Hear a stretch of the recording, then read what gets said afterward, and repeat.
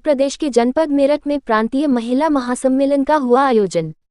महिला पतंजलि योग समिति एवं महिला अध्ययन केंद्र चौधरी चरण सिंह विश्वविद्यालय में कार्यक्रम का हुआ आयोजन, जिसमें उत्तर प्रदेश के कई जिलों से महिलाएं आई तथा मुख्य अतिथि रही देवप्रिया दीदी जी और स्वामी रामदेव बाबा जी ने वीडियो कॉल के जरिए संबोधन दिया तथा बच्चों ने कुछ सांस्कृतिक कार्यक्रम भी प्रस्तुत किए।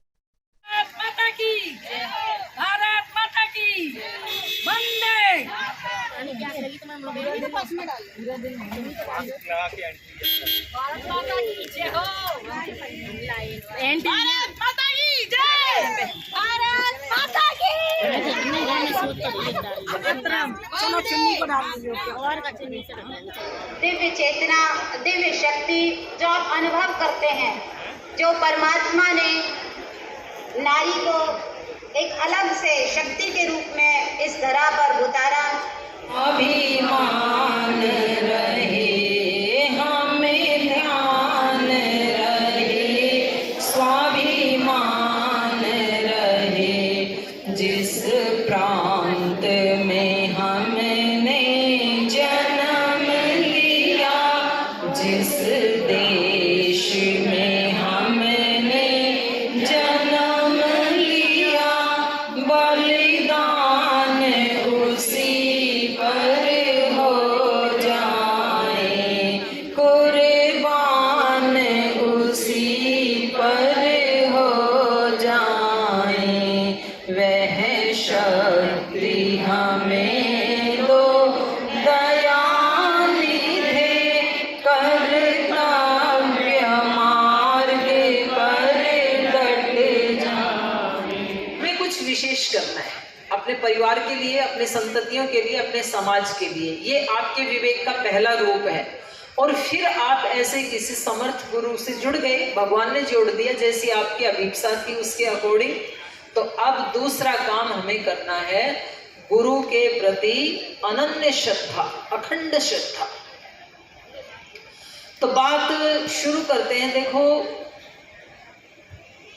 4-5 प्रकार का हमारा जीवन होता है। एक व्यक्तिगत जीवन है, एक पारिवारिक जीवन है, फिर एक सामाजिक जीवन है, एक राष्ट्रीय जीवन है और एक वैश्विक जीवन है। 5 प्रकार का जीवन है और प्रत्येक जीवन का एक दूसरे के ऊपर प्रभाव पड़ता है। व्यक्तिगत जीवन का प्रभाव पारिवारिक जीवन पे पड़ता है। जिस परिवार में जैसे जैसे व्यक्ति रहते हैं वैसा वैसा उस परिवार का वायुमंडल बन जाता है। और जैसा पारिवारिक जीवन होता है किसी का, वैसा सामाजिक बन जाता है। क्योंकि कुछ परिवार के लोग इकट्ठे करें, उनका समूह बनाएं, उसी को तो समाज कहते हैं। तो पारिवारिक जीवन का प्रभाव सामाजिक जीवन पे पड़ता है। और अगर हम अपनी एज को भी रोक दें, वैसे रुकती नहीं है एज तो, पर रोकने का मतलब है हम स्वस्थ रहें। तो मैं आपको ये कहना चाहती हूँ कि एंटी एजिंग केवल किसी क्रीम पाउडर में नहीं, एंटी एजिंग का भी जो सबसे सशक्त कारण यदि कोई हो सकता है, ठोस आधार कोई हो सकता है, तो वो योग ही है। आप हमारे ऋषि मुनियों को देखो ना, वो थे, उनके पास थी एंटी एजिंग चीज, क्योंकि वो योग का अनुष्ठान करते थे, इसलिए सैकड़ों वर्ष जीते थे। और कहीं तो हमने सुना हजारों वर्ष भी जीते थे। और उनका चेहरा आप देखेंगे, उनके चित्र आप देखेंगे, तो वो कहीं किसी ब्यूटी पार्लर में तो जाते नहीं थे। तो वो जैसा सोचते हैं, पॉजिटिव सोचना, शांत रहना, सेवा करना, दूसरों के कल्याण की भावना मन में रखना। मंच पर उपस्थित परम श्रद्धामयी सम्मान्य बहन डॉक्टर साध्वी देवप्रिया जी और असीम संभावनाओं से युक्त और युवाओं की मार्गदर्शक मेरी स्नेहमयी, जिस तरह से हम आज इस योग को आगे बढ़ाने में लगे हैं, एक सीधी सी बात है, जब आदमी योग करेगा उसका तन, उसका मन, उसका विचार भाव, संवेदना, उसके आचरण में दिव्यता होगी, तो क्यों नहीं समाज अच्छा बनेगा।